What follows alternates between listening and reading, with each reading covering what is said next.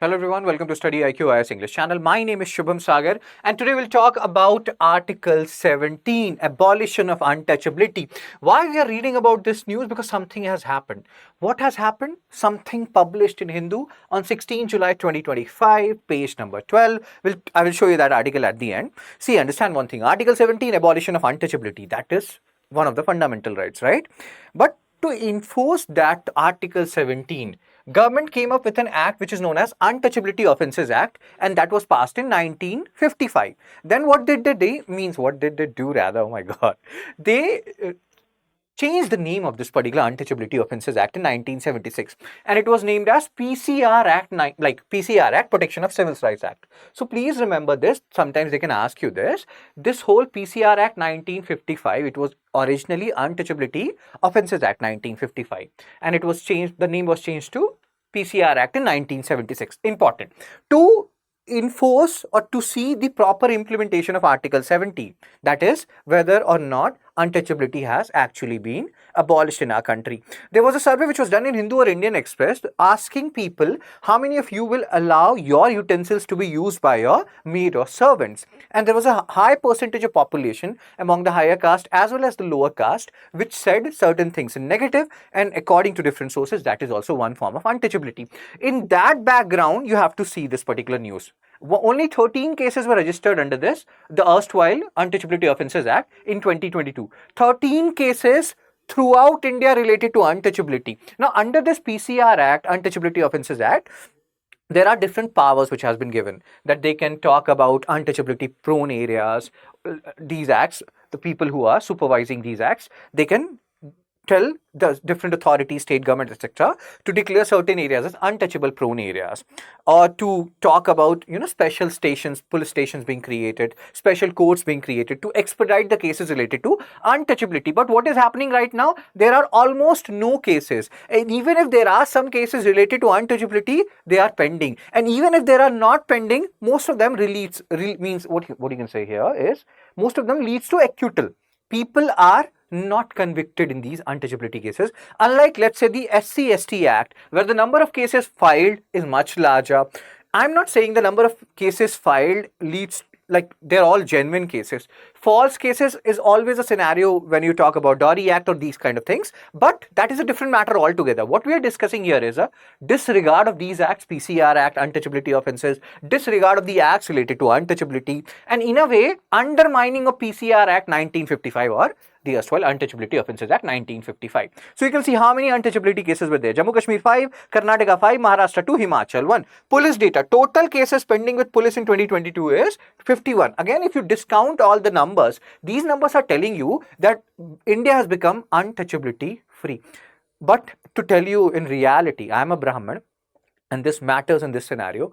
Even in my family, some of the, like, I will not name them obviously, but even among your families, you may have seen people directly or indirectly perpetrating untouchability. If we are not allowing our utensils to be used by our servant, that is nothing but a form of untouchability. So the cases are telling a different story. The actual reality is actually different. Court data, total pending cases related to untouchability 1242, cases disposed 31. Like more than 90% of the cases are pending related to untouchability. Nobody is taking untouchability serious in India now. Conviction 1, acquittal 30. You can see here, most of the people are released related to untouchability cases. Previous years, 37 disposed cases under PCR Act and ended in acquittals. So high pendency rate, not 90, over 97% of PCR Act cases remain pending in courts. This is the reality. So why do we have these acts then? When, like, you don't need it because nobody's serious about it. As we have discussed, under this Untouchability Offences Act 1955, which became PCR Act 1970, like in 1976, they can declare certain areas as untouchability prone. Believe it or not, I am from Bihar. I have seen in Bihar, UP, there are areas where untouchability is prevalent some way or the other. I'm not saying those are the only states. In other states also, it may have been present, but according to different data, there is no state or union territory which is untouchability prone. India has become untouchability free. What is your opinion on this? Have we become untouchability free? Like, should we get away or get rid of these acts, Untouchability Offences Act or the PCR Act? So again, Address purpose of PCR Act, address various forms of untouchability in social and religious spheres, mandate penalty and annual review. You can see here, cover aspects like case registration, police court pendency, special courts, police stations, and declaration of areas are untouchability prone. But nothing is happening, to be very honest here. With again, scheduled caste. Now, unlike this PCR Act, Untouchability Offences Act, SC/ST Act is working fine. The number of cases have seen a steady rise. As we have discussed, there can be an instance of frivolous case, this and that. We are not going there, but we are saying that still SC/ST Act has some meaning, unlike the PCR Act, which is literally dead now. Nobody's taking it seriously. None of the cases, like most of the cases, are leading to acquittal. God knows where we are going with this. What is your view on this whole issue? This is the article we are talking about. 97% untouchability cases pending in courts, government report. And very few cases are being filed every year. So has India become untouchability free, or you feel like, this is a wrong fact that we have become untouchability free, and the reality is much more starker? Whatever are your views, feel free to post it in the comment section. And let's solve some question. MCQ. First MCQ, Protection of Civil Rights Act, originally enacted as Untouchability. Act was renamed. Act aims to enforce. If you know the answer, post it in the comment section. We have discussed this.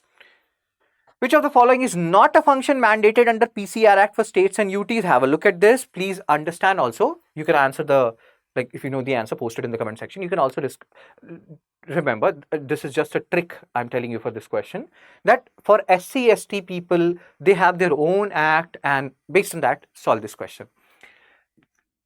And again, if you feel like I added anything to your knowledge base, Article 17, abolition of untouchability, Untouchability Offences Act 1955 became PCR in 1976, then the reality, acquittal and everything, again, you can like, share and subscribe this video.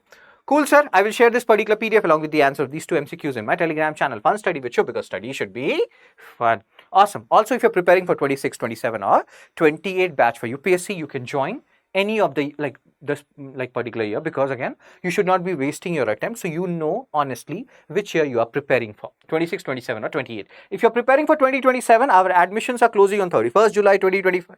Oh my god, my voice is gone. 31st July 2025. You can use my code SHS Live to get maximum discount. And admissions for 2026 closing on, means 20th July, admission for 2028 also closing on 31st July.